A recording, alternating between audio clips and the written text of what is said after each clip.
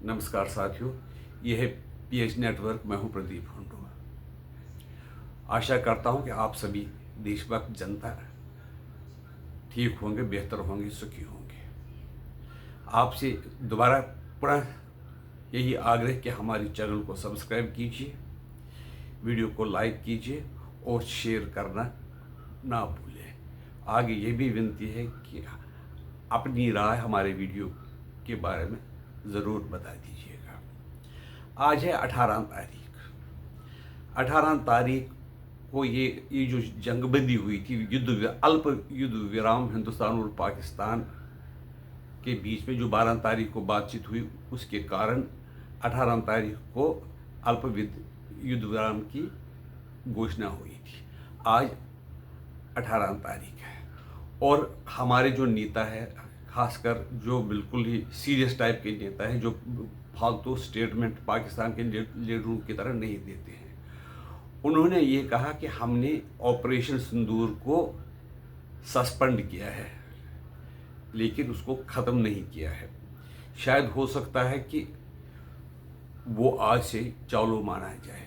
इस सिलसिले में भारत ने यह फैसला किया कि हमारे जो ऑल पार्टी डेलीगेशन है वो देश जो दुनिया के संसार के बाकी देशों के पास जाएगा और उनको समझाएंगे कि किस तरह से पाकिस्तान उग्रवाद फैलाता है, जिससे कि दुनिया की शांति को खतरा है,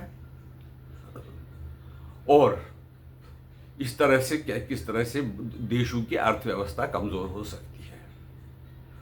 खुद पाकिस्तान की भी अर्थव्यवस्था कमज़ोर हो सकती है, लेकिन वहाँ के फौजी और जो पॉलिटिकल लीडरशिप को आम लोगों की कोई चिंता नहीं, चाहे वो मरे या जिए, उनको अपना जो उनका राज वगैरह वो कायम रहना चाहिए।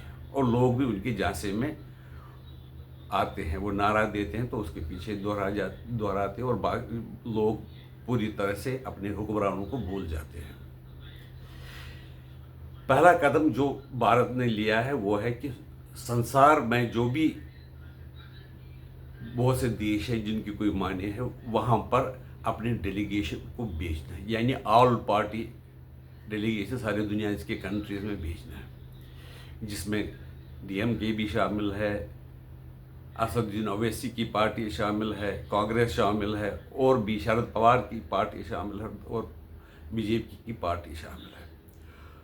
उसमें कांग्रेस का उन्होंने भी 4 लिस्ट का नाम दिया था कांग्रेस ने, जिसमें शशि थरूर का नाम नहीं था। शशि थरूर का नाम इसलिए सरकार ने रखा क्योंकि वो इंटरनेशनल पॉलिटिक्स के जानकार हैं, अच्छा बोलते हैं, अच्छा रिप्रेजेंट कर सकते हैं, करते भी हैं।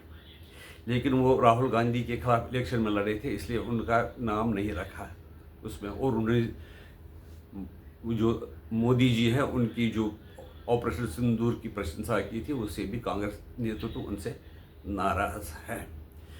अगर फिर तो राहुल गांधी या प्रियंका गांधी वो बड़े नेता हैं, उनको खुद ही जाना चाहिए था। लेकिन उसमें भी ये समस्या है कि शायद राहुल गांधी बोलते बोलते कुछ हिंदुस्तान के खिलाफ ही बोल बैठे। वो ये ठीक हुआ कि वो डेलीगेशन में शामिल नहीं हैं। बाकी देशों में जो है वो हमारे डेलीगेट्स जाएंगे। बेशक कांग्रेस थोड़ी सी नाराज़ है, कांग्रेस को नाराज़गी बर्दाश्त करनी पड़ेगी। असदुद्दीन ओवैसी को लगता है कि जो मुस्लिम राष्ट्र है वहाँ भेजा जाएगा और वो समझाने का प्रयास करेंगे किस तरह पाकिस्तान हमारी अंदरूनी हालात में दखल अंदाजी करते हैं और कैसे उग्रवाद को शाई देते हैं, किस तरह से लोगों को मार काट में वो शामिल है।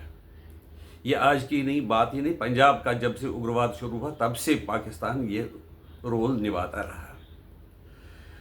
दूसरा विषय इसमें है कि पाकिस्तान के लिए जो पानी की व्यवस्था, सिंधु जल समझौते को सस्पेंड किया, रद्द नहीं किया, सस्पेंड नहीं। इस सिलसिले में जो हमारा जम्मू कश्मीर में तुलबुल पावर प्रोजेक्ट है उसको जल्दी से जल्दी पूरा करने की प्रयास किया जा रहा है।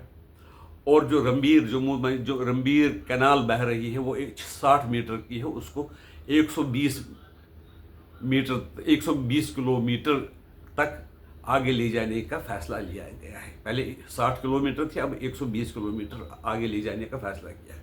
उससे जम्मू के हमारे किसान भाई हैं उनको इरिगेशन के लिए ज़्यादा पानी मिलेगा और ज़्यादा ही प्रोडक्शन होगी, और जम्मू कश्मीर के जो लोगों को उससे उनको फ़ायदा होगा। तुलबुल पावर प्रोजेक्ट भी अगर जल्दी से कंप्लीट होता तो उससे भी जम्मू कश्मीर पंजाब को ज़्यादा बिजली मिलेगी, जो बिजली का संकट कई राज्यों में वो ख़त्म हो सकता है। तीसरा काम हमारी सरकार ने किया कि उन्होंने अफ़गानिस्तान की सरकार को $236 मिलियन का एड दिया है। जो अफ़गानी नदियों का पानी जो पाकिस्तान जाता था, जिससे कि पाकिस्तान में बिजली आती थी, पाकिस्तान के कई इलाकों में पानी मिलता था, तो अफ़गानिस्तान के साथ भारत ने ये समझौता किया कि हम अफ़गानिस्तान की जो नदियां हैं वो अफ़गानिस्तान में ही बहें, उससे अफ़गानिस्तान को बिजली मिले और उसमें वो अपनी किसान खेती करें और अफ़गानिस्तान के लोग प्रगति करें। उसमें भारत ने एक तो ये 2000 करोड़ तकरीबन दिए हैं और उसको बनाने का आश्वासन भी दिया है।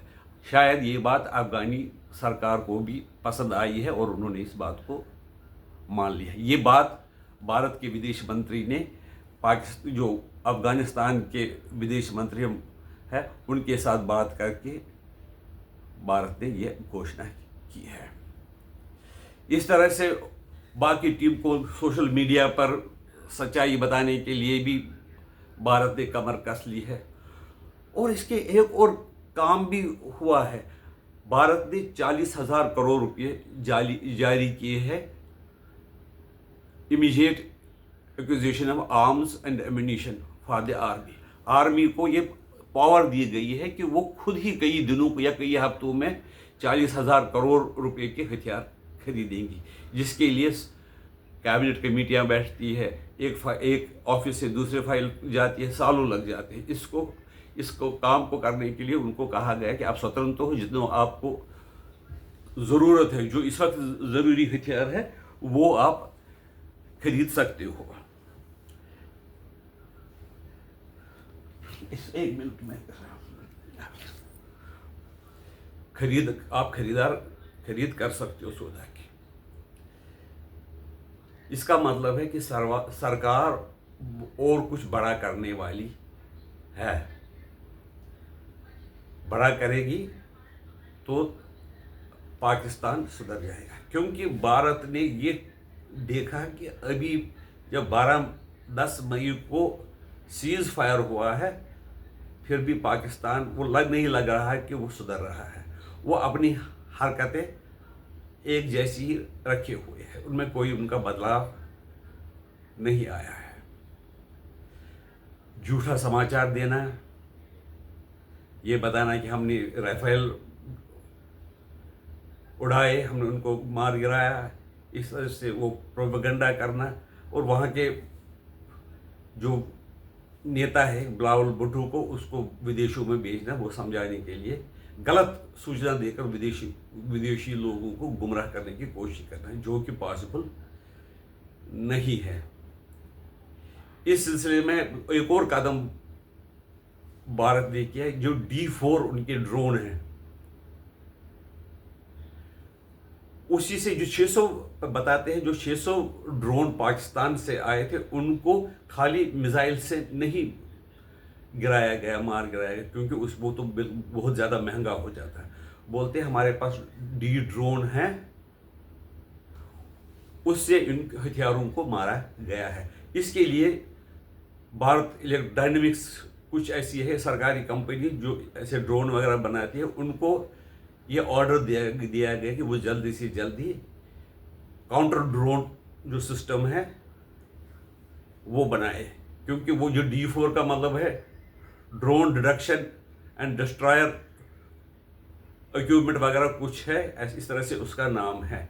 और वो इतना सफल है कि बाकी जो विदेशी जो विद्वान हैं, जो इस बारे में एक्सपर्ट है हथियारों के बारे में, वो भी आश्चर्यचकित रह गए हैं। आपकी क्या राय है इसके बारे में, हमें बता दीजिए। नमस्कार।